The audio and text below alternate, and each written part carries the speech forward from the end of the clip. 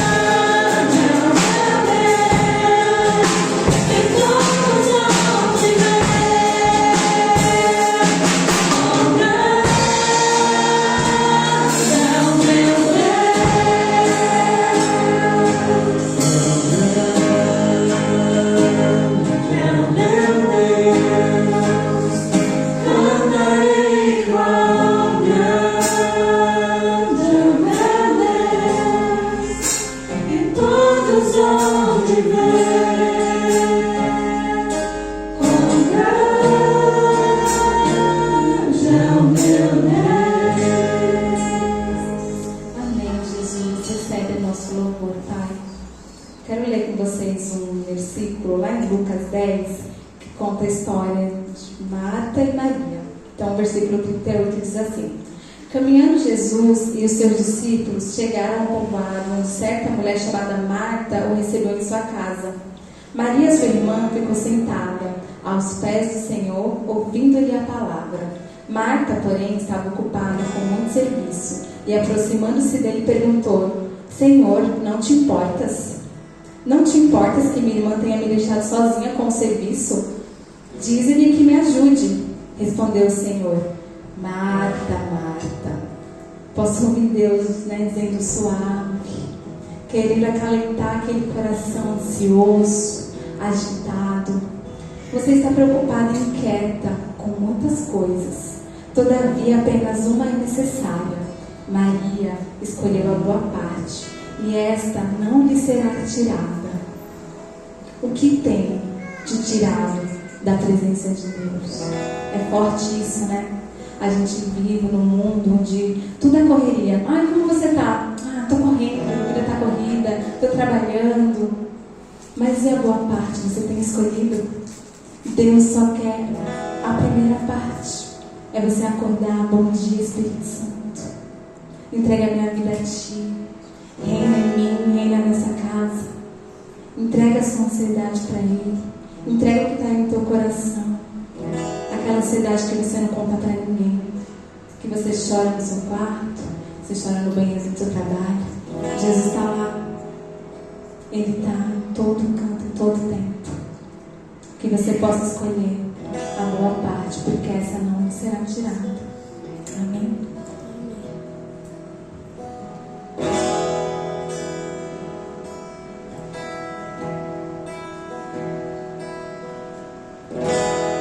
Precioso Jesus,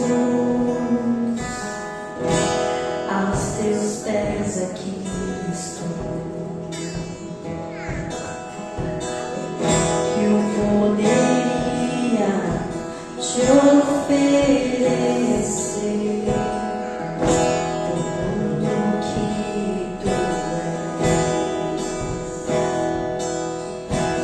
tudo que tu és. Tudo derramo ao Senhor.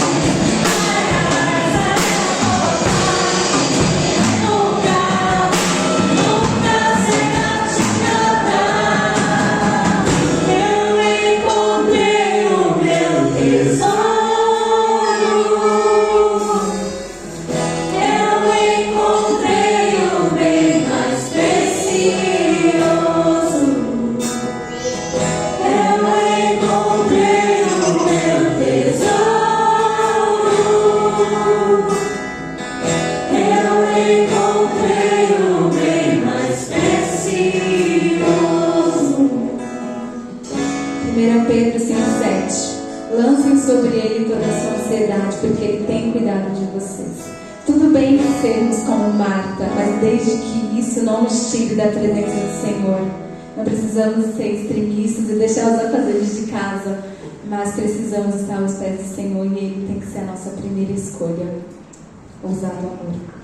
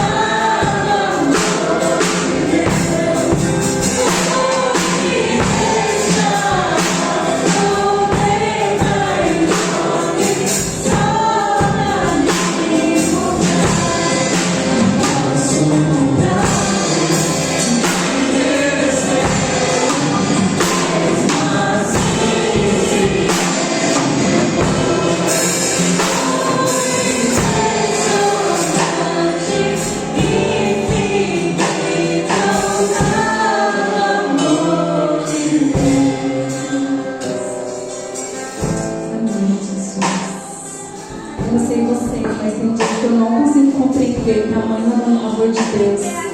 Eu olho para minha vida, vejo tudo que Ele tem feito e eu fico, meu Deus, eu não mereço. Eu me constranjo na presença de Deus porque é muita graça, favor e merecido. É tão bom chorar na presença de Deus, né, gente? Às vezes eu fico assim orando, aí o Espírito Santo me consome e as palavras somem.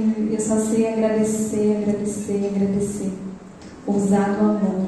Jamais iremos compreender o que é entregar um filho na cruz para morrer por nós. Eu não sou mãe ainda, mas eu tenho os meus sobrinhos que eu amo como se fossem meus e eu fico, não sei se eu entregaria eles para morrer por nós, pecadores. Queria convidar a igreja agora para o nosso momento de dízimos e ofertas.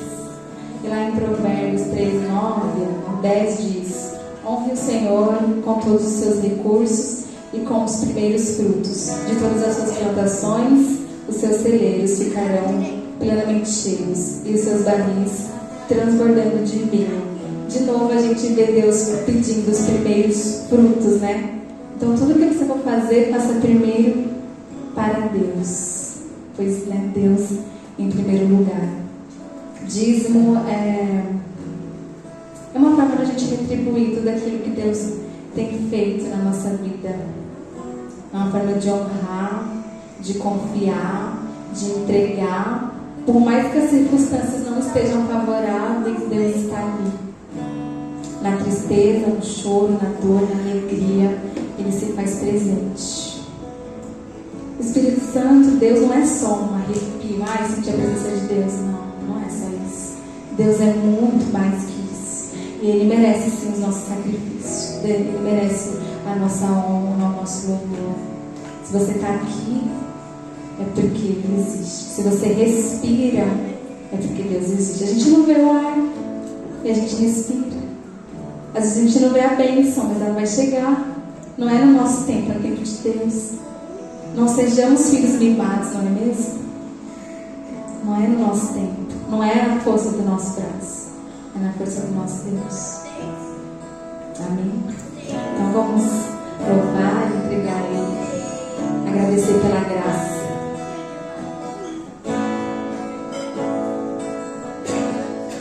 Sobre graça recebi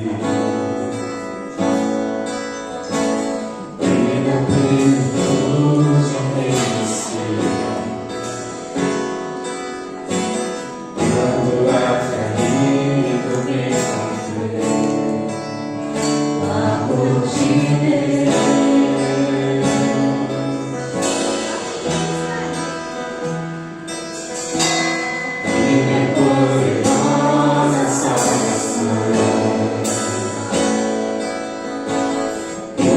Alcançou na escuridão, todo meu pecado se apagou, amor de Deus.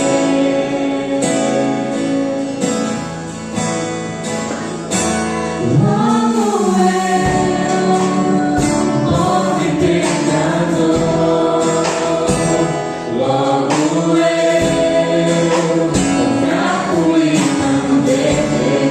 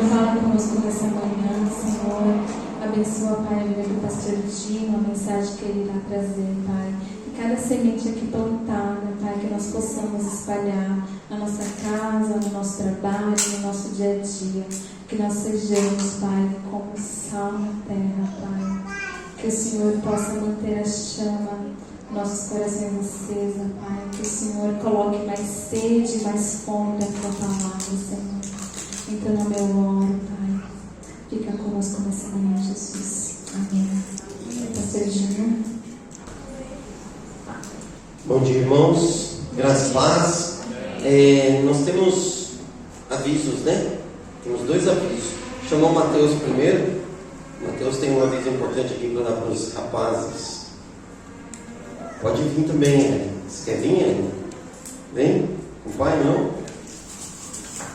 Bom dia, igreja. Bom dia. Projetou. No dia 24, no sábado, tarde de manhã, vai ter aí um café da manhã com os homens. Eu ia chamar todo mundo, né? Aqui? Não tem costume. Então, dia 24, às 9h30, pessoal vir, tá? Tem um café da manhã aqui no salão. Então tá todo mundo convidado, venham. E é isso. Simbora. Grupo dos homens, tá vendo? Pessoal, cadê? Gilson, Pedro, Alisson, Rafael, Tiagão, Átila, Joe, que estou cá. Quem mais? Vamos chamar o Fran, vamos chamar o Edson, vamos chamar o Elias, vamos chamar o Bispo Clóvis.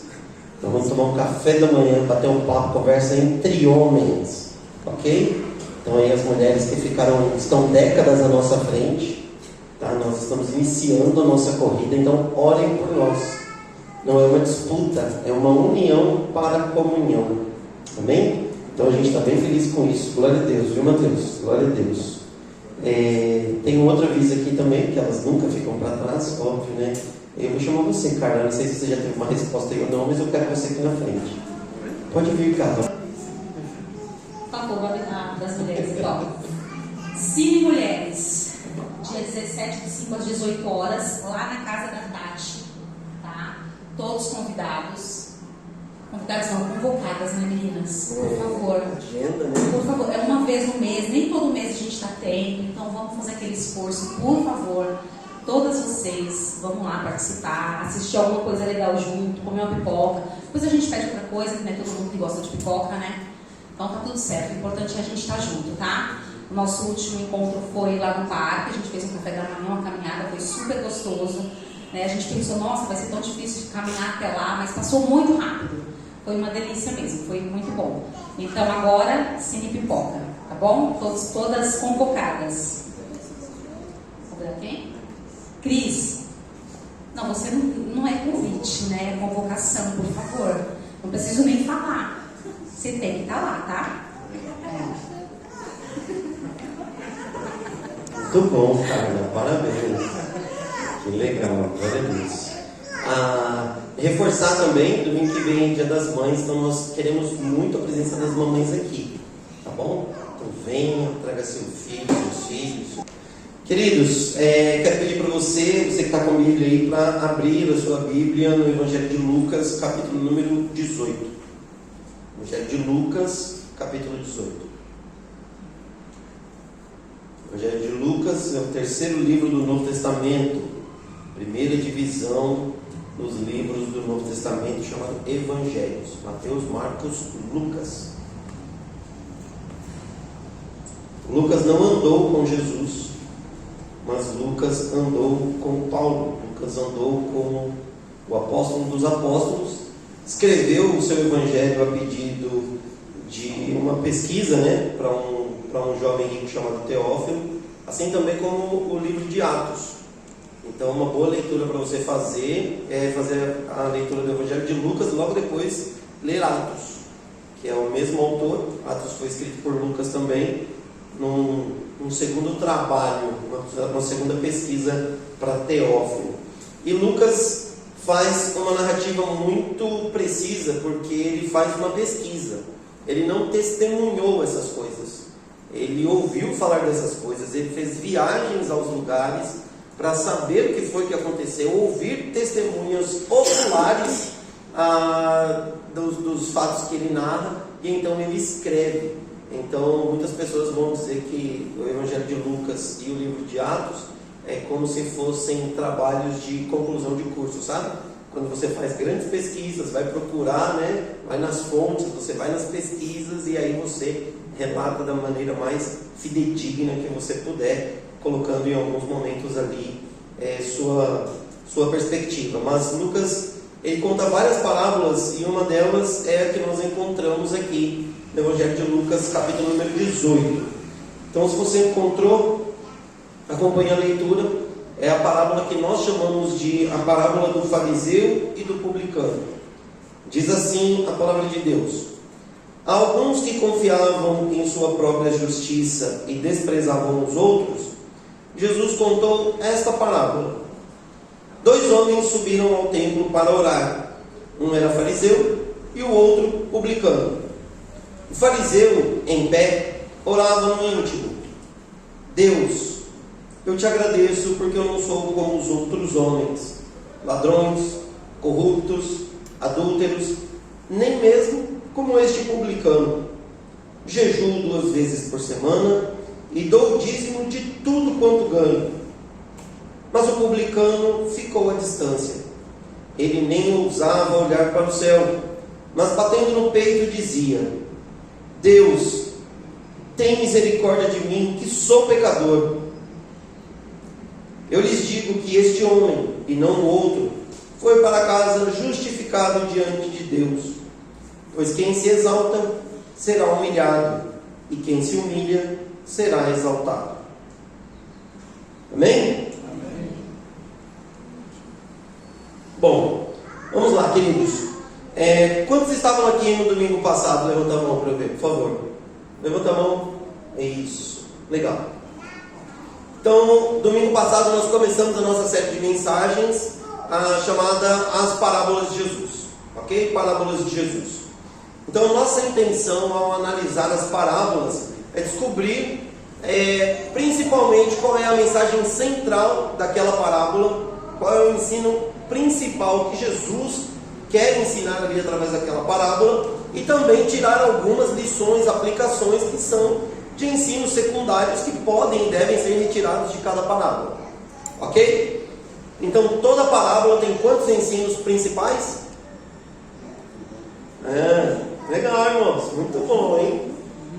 Quantos ensinos tem cada parábola? Ensino principal, quantos? Um. Ok? Você que não veio domingo passado, se você clicou no link lá, você vai saber, e assistiu o nosso culto, você vai saber a resposta.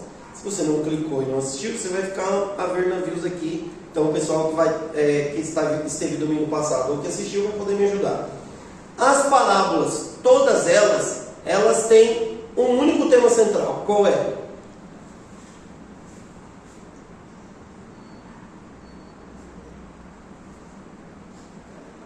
Não é esse. Todas as parábolas que Jesus contou têm um único tema central. Qual é ele? Querem? Fala alto, querem? O reino de Deus.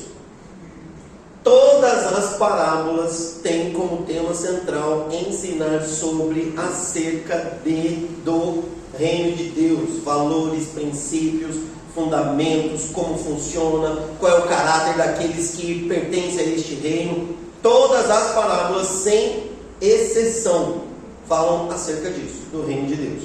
Certo? Tudo bem? Dentro de cada parábola, o seu ensino principal. Um único ensino principal. Ok?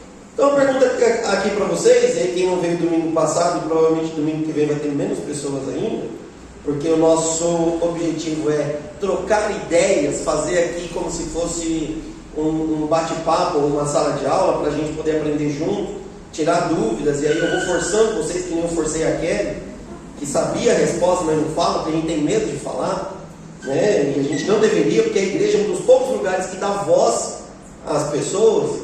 A ideia é nós aprendermos juntos aqui, ok? Então vamos lá. Toda parábola fala acerca do reino de Deus. Então a pergunta é: na parábola do fariseu e do publicano, onde está falando do reino de Deus?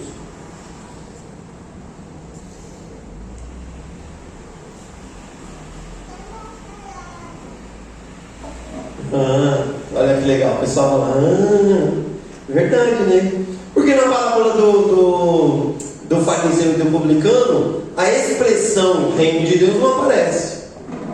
Não fala reino de Deus, reino dos céus, o reino do meu Pai. Não fala sobre isso. Certo? Sim ou não, Mateus? Então responde, Mateus. No 14, Mateus? O que fala no 14?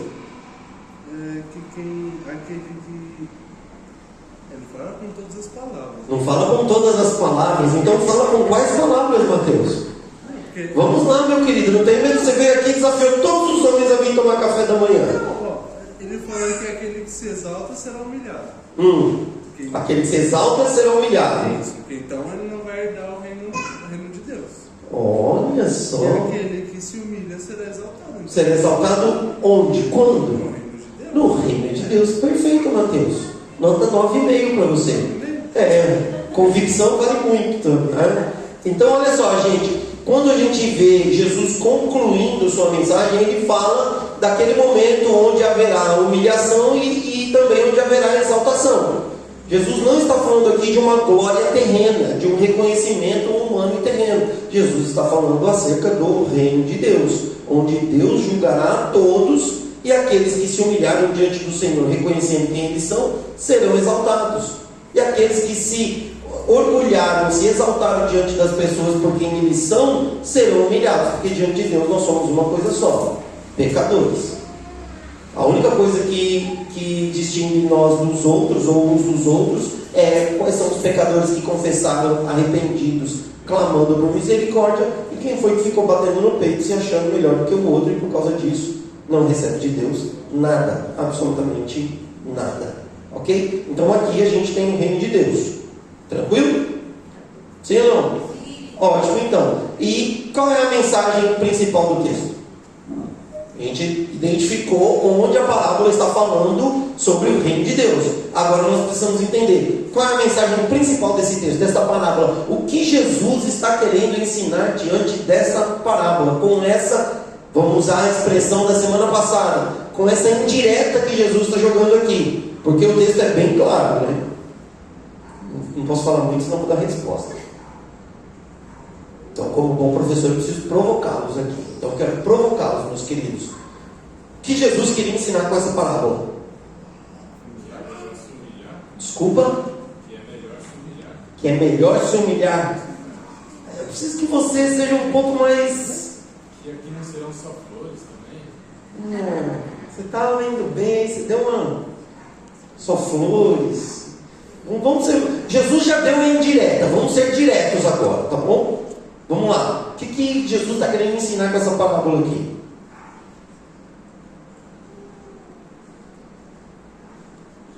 É para sermos humildes?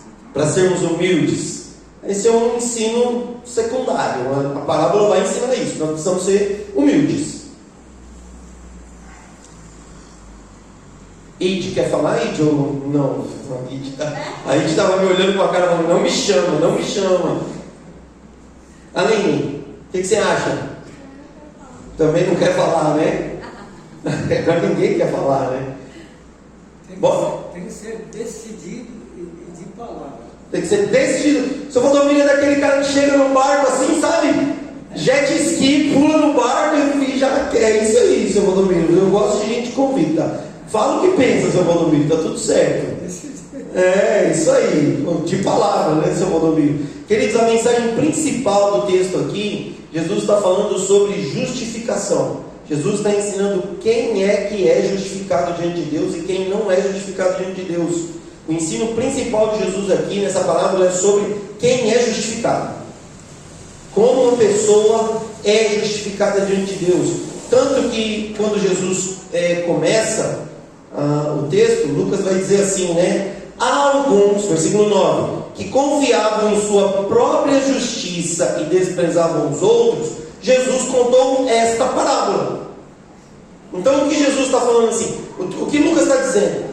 Tinham algumas pessoas que achavam que podiam ser justificadas porque elas eram muito boas, pelas suas obras, pelas suas práticas de justiça. Para essas pessoas, Jesus deu essa indireta. Jesus contou essa história. Para quê? Para dizer para eles que não é assim que você é justificado, não.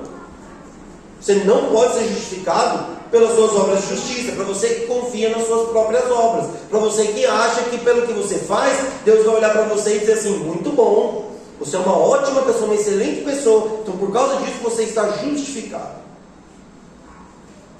E para essas pessoas que Jesus contou essa parábola. Lucas é bem detalhista, muito detalhista. Então olha só, a gente vê o texto, Jesus dizendo, né, para vocês, em outras palavras, para vocês que são arrogantes e se acham melhores que os outros. Aí Jesus vem, toma essa parábola. Na parábola Jesus coloca dois personagens. Quem são esses dois personagens na oração? O fariseu e o publicano. Quem eram os fariseus? Os mestres da lei. Obrigado, Jéssica. Vou citar aqui porque na gravação não vai ficar, né, para os autos da história, Jéssica, você está mencionando aqui. Os mestres da lei. Mas mestres da lei como? Como eles eram mestres da lei? O que faziam os mestres da lei? Quem eram esses fariseus no cotidiano da comunidade de Israel, do povo de Deus, em Jerusalém, no templo? Porque lembrando, Jesus cata, vai dizer nessa parábola que dois homens subiram ao templo, foram ao templo para fazer o quê? Orações.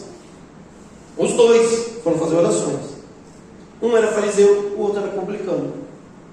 O fariseu era um mestre da lei que se dedicava ao ensino e às grandes discussões acerca da palavra de Deus e da comunidade, como a comunidade tinha que viver de acordo com a palavra de Deus.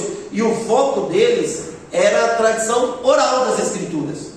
Ou seja, os fariseus eram os mestres da lei que tinham as Escrituras de Gênesis até Malaquias decorado. Decorado. Eles eram mestres. Eles discutiam e debatiam. Quando vinha uma ordem, quando vinha uma situação onde a comunidade precisava tomar uma decisão, era debaixo da discussão desses homens sobre como Deus via, como eles interpretavam a lei, que a comunidade caminhava, que a comunidade vivia. Esse homem fariseu que tinha o Velho Testamento decorado, ele chegou no templo para orar. E a oração dele, gente, é uma oração linda, não é? É uma oração maravilhosa. É uma oração daquelas pessoas que você ia falando assim, esse é crente. Esse sim. Oh, homem abençoado, não é? Esse homem de Deus, olha a oração desse homem. Primeiro, de pé. E ele orava no íntimo, em secreto. Está de acordo com o que Jesus fala, né? Você, quando vai orar, vá para o seu quarto em secreto, ore em secreto. E o teu pai que te vê em secreto o recompensará. Um segredinho, ele em seu íntimo, né? Tem uma outra versão que fala, que ele falava alto, mas todas as outras traduções, versões, vai dizer que falava consigo mesmo, ou falava em seu íntimo, tá? Então essa oração é uma oração silenciosa. Até porque Jesus está fazendo opostos entre o fariseu e o publicano. E é o publicano que vai bater no peito e falar em voz alta. Então o oposto disso é fazer o quê? Uma oração silenciosa. Ok? Então o fariseu, ele orava, né, em seu íntimo, dizendo: Deus, eu te agradeço. Olha só, começa a oração com gratidão. Não é lindo isso? Quando a gente ora antes de pedir, a gente não, primeiro vou agradecer a Deus, porque Deus é bom. Deus é bom o tempo todo, Deus é bom. Então, Senhor, eu te agradeço, Pai, aqui no íntimo. Por quê? Porque eu não sou como os outros homens. Olha aí, olha o tema aí, para o nosso café da manhã. Não seja como os outros homens, seja um homem de Deus, né? Como são esses outros homens na perspectiva do fariseu religioso? Ladrões, corruptos, adúlteros. E olha só, nem mesmo como este publicano, aquele que ficou lá atrás, escondido, teve nem coragem de se aproximar aqui, que eu sou tão bom, ele nem fica perto de mim. Eu já vi gente escolhendo lugar na igreja? Gente que chega e não vou sentar ali perto daquele fulano, não vou sentar perto da Beltrana. Por quê? Porque eu sou bom demais. Sentar perto daquele cidadão, daquela cidadã, dá não. Fala demais, conversa demais, né? Pecador miserável. Faltou domingo passado, nem sabe a resposta da pergunta do pastor, porque não assistiu o culto. Viu? Não veio na igreja, não assistiu o culto, não sabe nada. Pobre miserável. E aí, olha só, olha que crentão esse fariseu aqui, hein? Jejum 2 vezes por semana. 2 vezes por semana. Quem sabe o que é jejum? O que é jejum?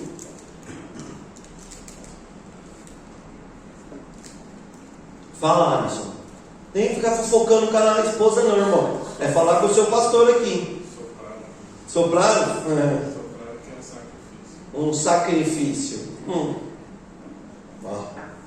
Legal. Mas o que é o jejum? Defina jejum.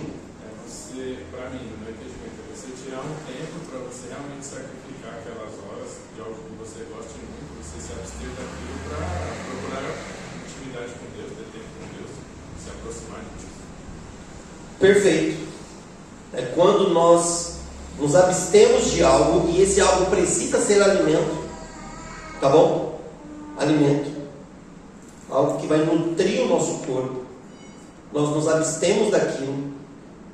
E daquele período que nós estaremos consumindo aquilo, desfrutando daquilo, nós usamos para buscar a Deus. Intimidade com Deus. Leitura bíblica, vida de oração, louvor. Ou simplesmente, como fomos muito bem instruídos aqui, simplesmente chorar diante do Senhor, fazer silêncio, buscar a Deus para ter mais intimidade com Ele.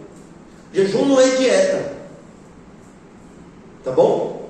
Parar de comer fast food não é jejum. Parar de jogar videogame não é jejum. Parar de assistir novela, parar de assistir dorama. Esse mês eu vou fazer jejum de Netflix.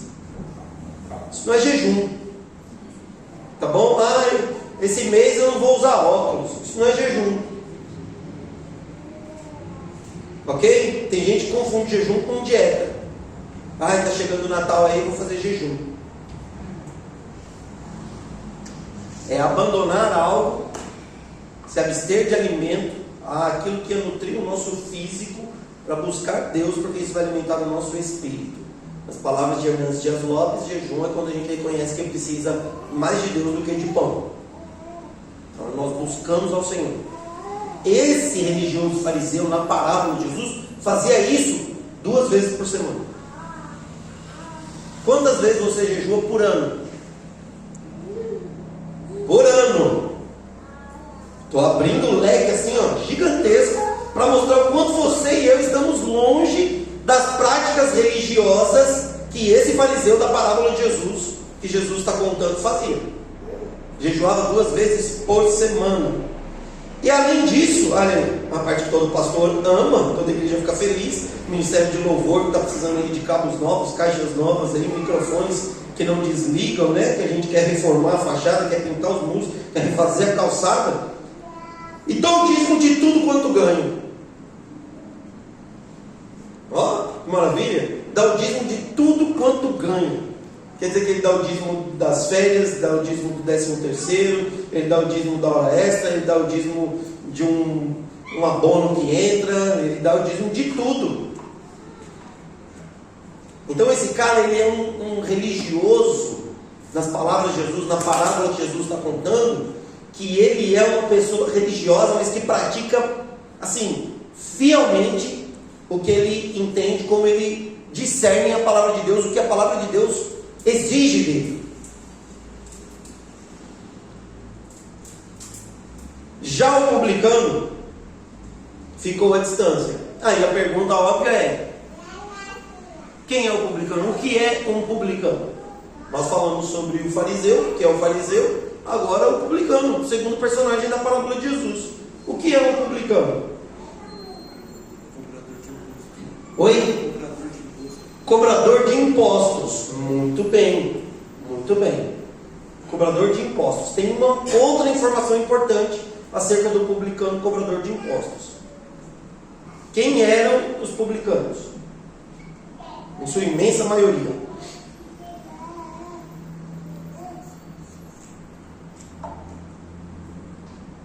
Só para a gente entender, vou dar a resposta para vocês de maneira indireta, ok?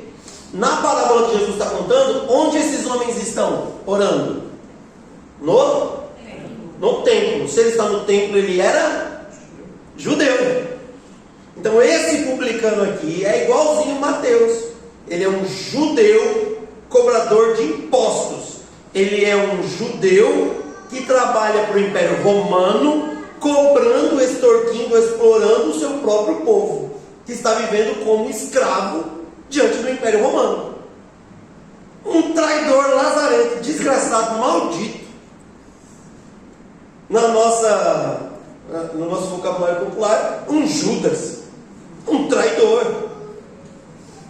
Esse publicano judeu que cobra impostos para os nossos dominantes, para aqueles que nos escravizaram, que está enriquecendo a custo da exploração do seu próprio povo, está na casa de Deus para orar.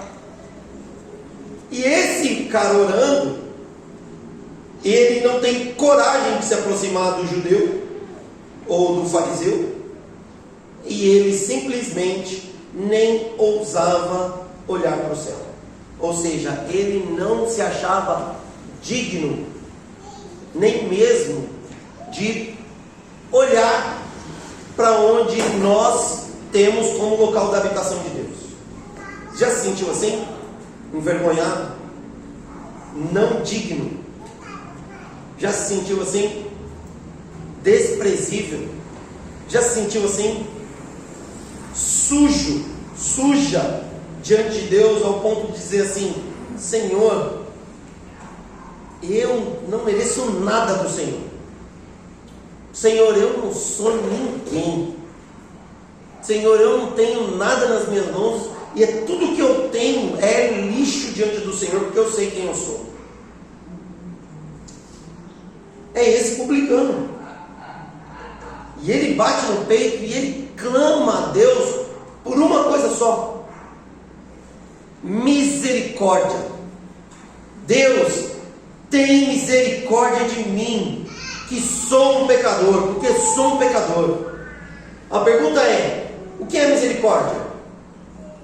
Misericórdia é quando Deus não dá para a gente o que a gente merece. É quando Deus não dá a nós, não imputa a nós o castigo, a culpa, o peso que nós merecemos. Isso é Deus misericordioso. É quando Deus olha para mim, para você, e diz assim: Gilson, eu sei quem você é, Gilson. Eu sei quem você é. E a justiça de Deus solta como se fosse uma rocha lá de cima para acertar a cabeça do Gilson. Mas Deus vem com a sua misericórdia, Ele mesmo ampara essa pedra ou essa rocha e diz assim: mas eu sou misericordioso, Gilson. Eu sei que essa pedrada é o que você merecia, mas eu vou agir com misericórdia, porque eu sou bom, porque eu sou misericordioso. Mas acima de tudo, porque o Gilson, ou porque esse publicano está reconhecendo diante de Deus quem ele é, pecador. Que é o que eu e você precisamos fazer, reconhecer quem nós somos, pecadores, e clamar a Deus por uma coisa só: misericórdia, Pai.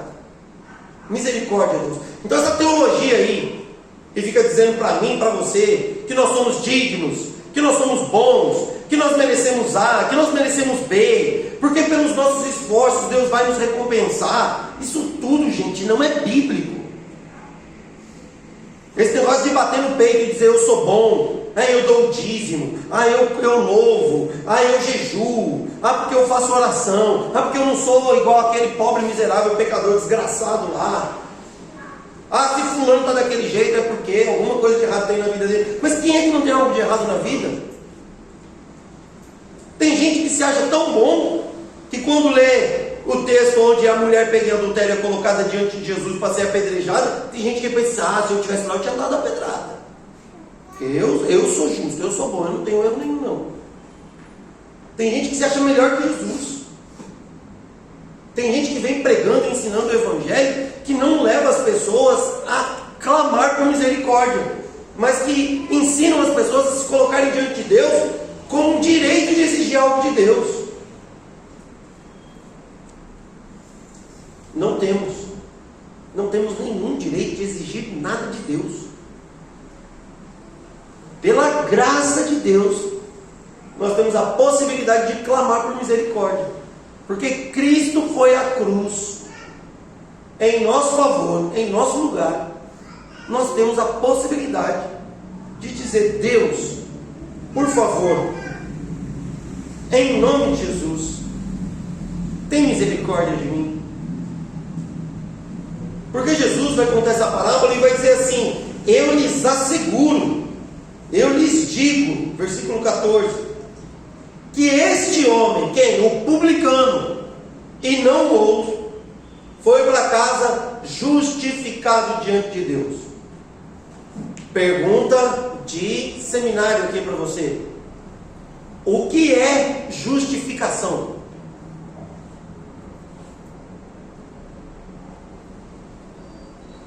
Não é para olhar para a Bíblia não, irmão. Olha para mim, olha para cá. O que é justificação? Você que está em casa aí, não veio para o culto hoje. O que é justificação? Você dá um Google. O que é justificação?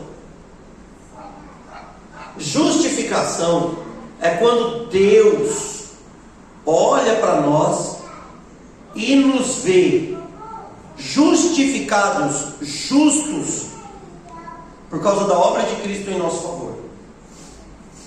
E quando a Bíblia diz que Cristo nos justificou do pecado, a Bíblia está dizendo que Jesus morreu pelos nossos pecados que nós cometemos antes, os pecados que estamos cometendo agora, hoje, e todos os pecados que ainda cometeremos até o último dia da nossa vida.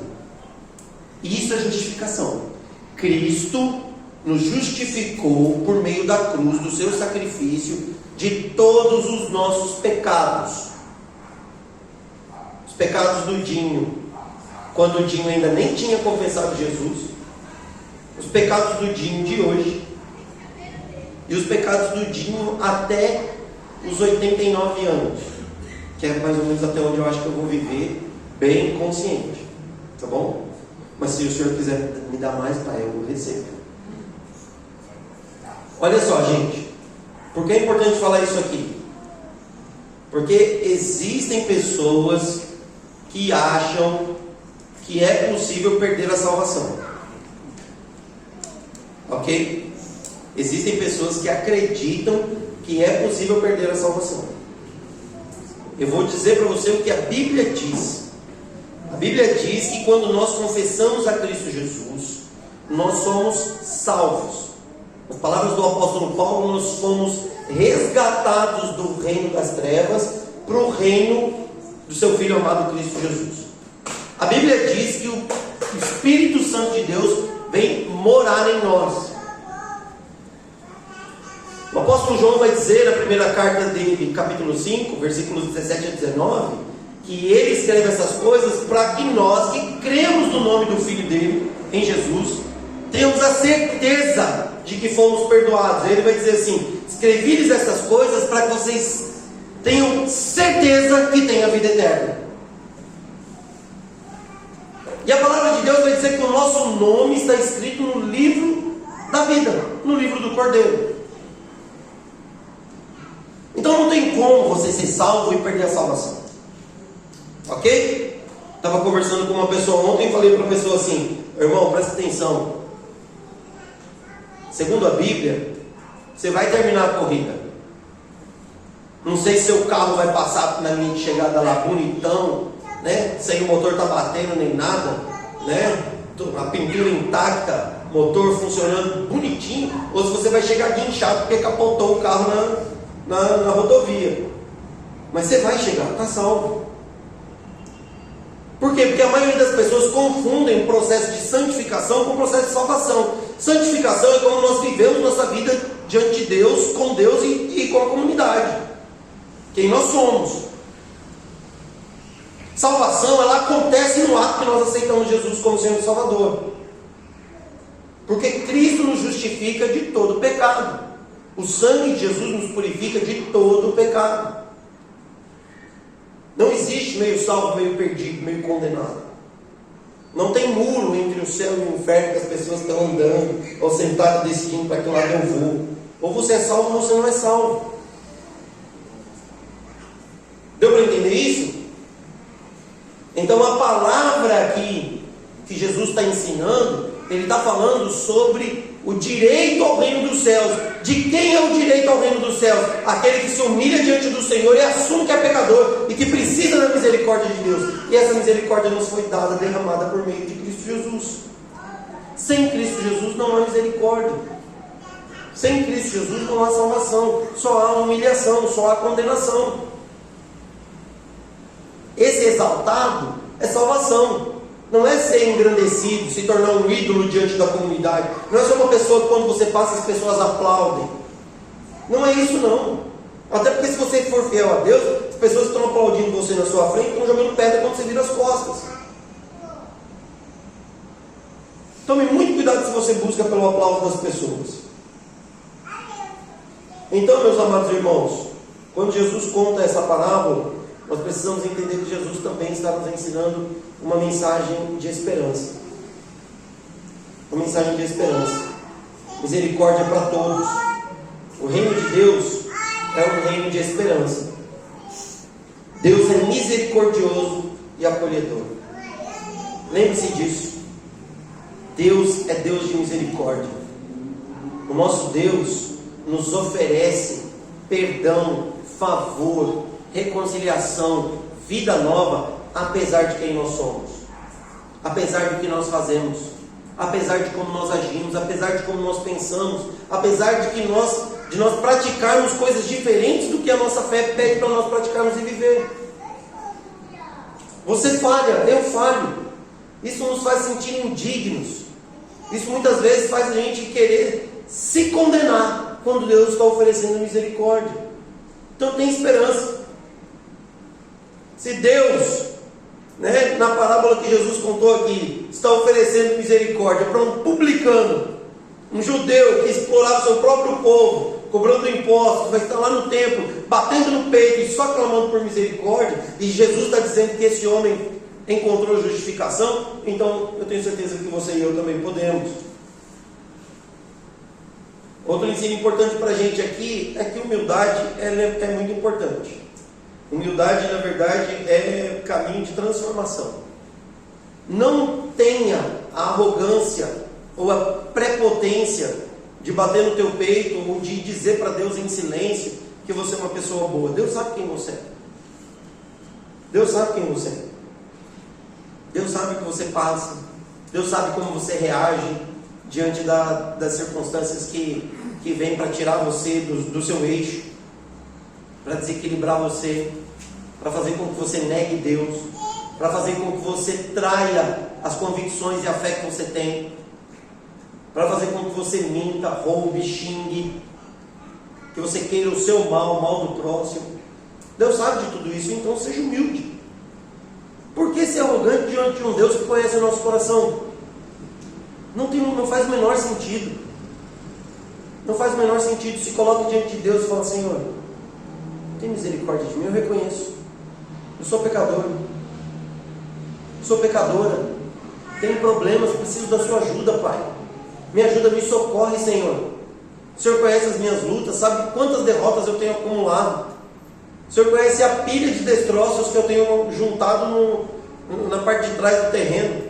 Na verdade, já estou entulhando lixo embaixo da cama, porque não cabe mais lixo no guarda-roupa, não cabe mais lixo no forno. Eu só tenho acumulado derrotas e fracassos. O Senhor me ajuda. O pessoal lá de fora acha que eu sou lindo, maravilhoso, mas eu não sou, tenho problemas.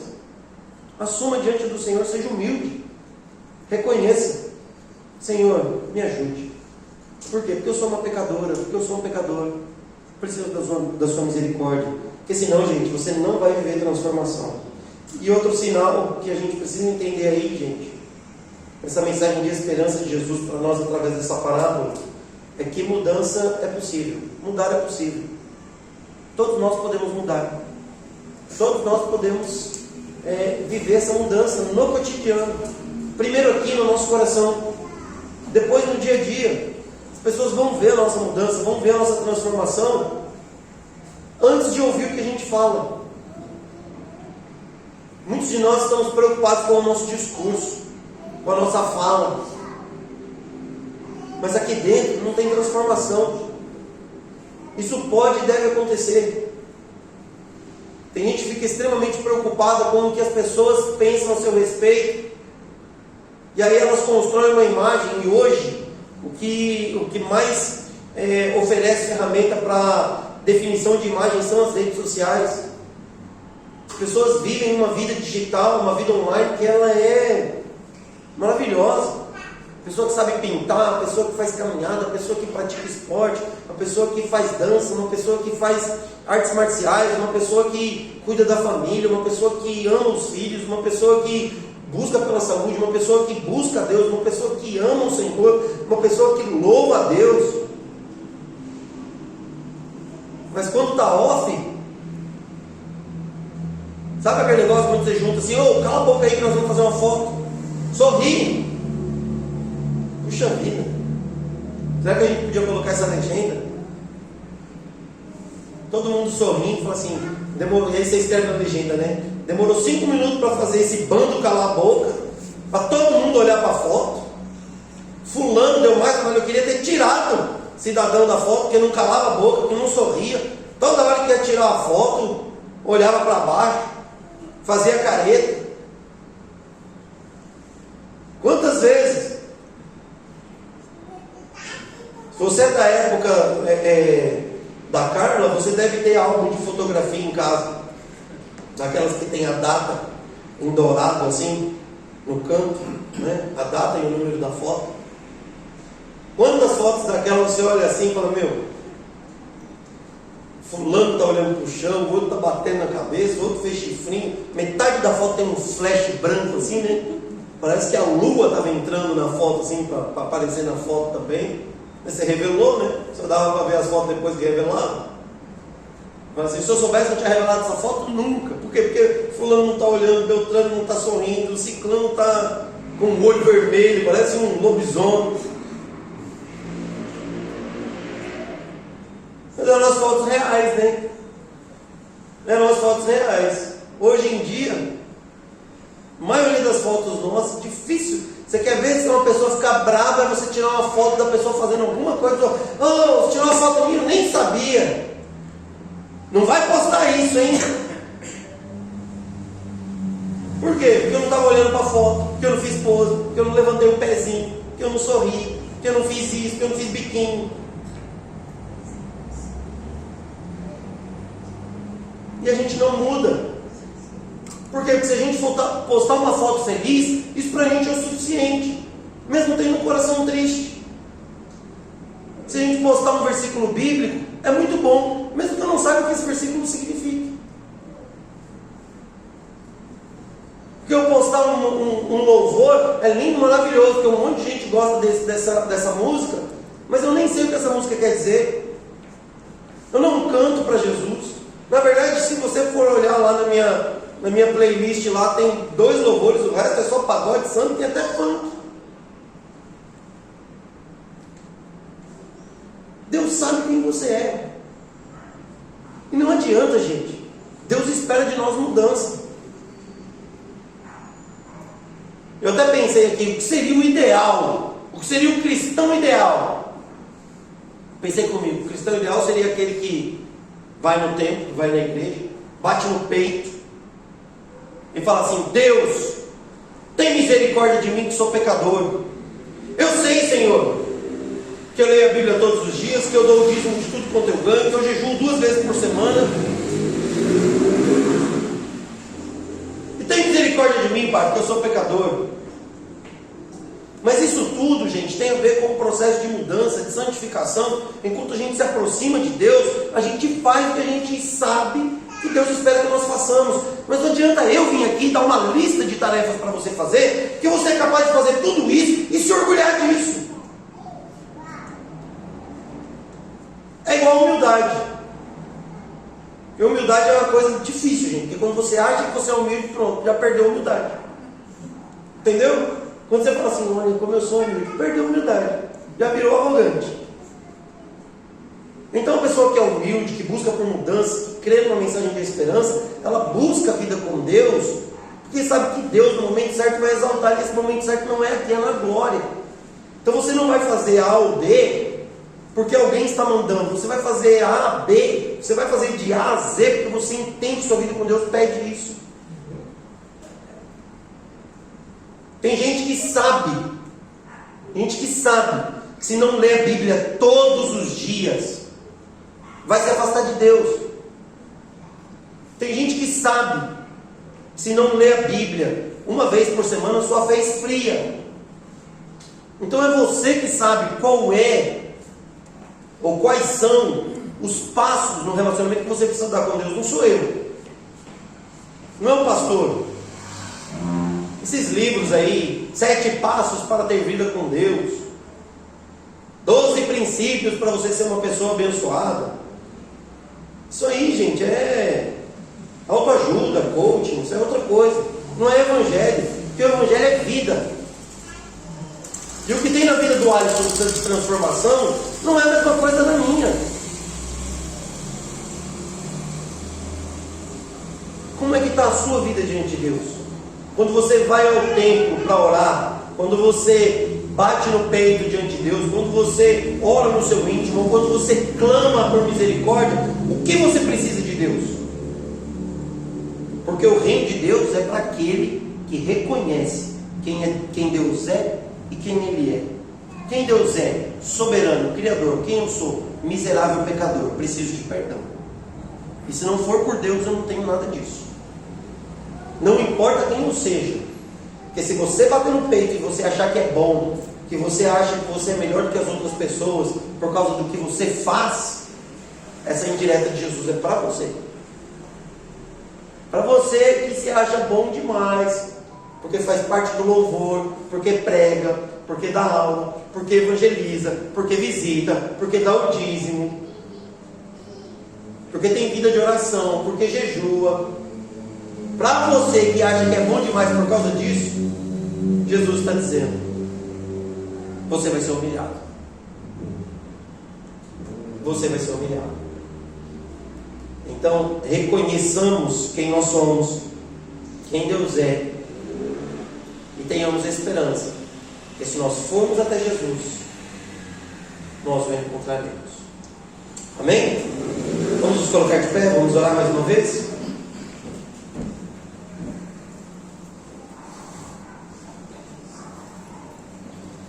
Senhor Jesus, obrigado por essa parábola que o Senhor nos ensinou. Obrigado pelo teu amor. Obrigado por essa mensagem de esperança. Que nós possamos ser levados pelo Espírito Santo de Deus a uma reflexão profunda sobre quem nós somos, sobre quem o Senhor é e o que é necessário para sermos justificados. Nós precisamos reconhecer que somos pecadores e que precisamos reconhecer a obra de Jesus em nosso favor. O reino dos céus é para aqueles que reconhecem que são pecadores. Foi Jesus que disse que veio para os enfermos, para os doentes. Nós reconhecemos, Pai, que somos doentes, que somos enfermos, que somos pecadores, que precisamos de Jesus como nosso Senhor e Salvador. Se tem alguém ouvindo essa mensagem, Deus, que ainda não deu esse passo, reconhecendo Jesus como Senhor e Salvador, que essa decisão seja tomada neste momento, Senhor. Que orações sejam feitas, reconhecendo que necessitam do favor de Cristo Jesus, do perdão de Jesus. E bendito seja o Senhor, que todo aquele que procura Cristo encontra, todo aquele que invoca o nome do Senhor é salvo. Obrigado por isso, Pai. Ajude-nos a não viver uma vida de religiosidade, como esse fariseu da parábola de Jesus conta, que achava que era justo ou justificado, que era uma ótima pessoa por causa das obras que ele praticava. Nós praticamos boas obras, Senhor, porque entendemos que é isso que o Senhor espera de nós, mas não porque somos bons, não porque somos perfeitos, não porque somos melhores do que ninguém, mas porque reconhecemos que precisamos do Senhor. Que seja assim com cada um aqui, que seja assim com os nossos irmãos, amigos que estão ouvindo essa pregação, assistindo essa pregação, que seja assim com a igreja do Campo Limpo, que seja assim com a igreja do Senhor Jesus espalhada na terra, que seja assim para a honra e glória do teu nome, em nome de Jesus, nosso Senhor e Salvador. Amém. Amém.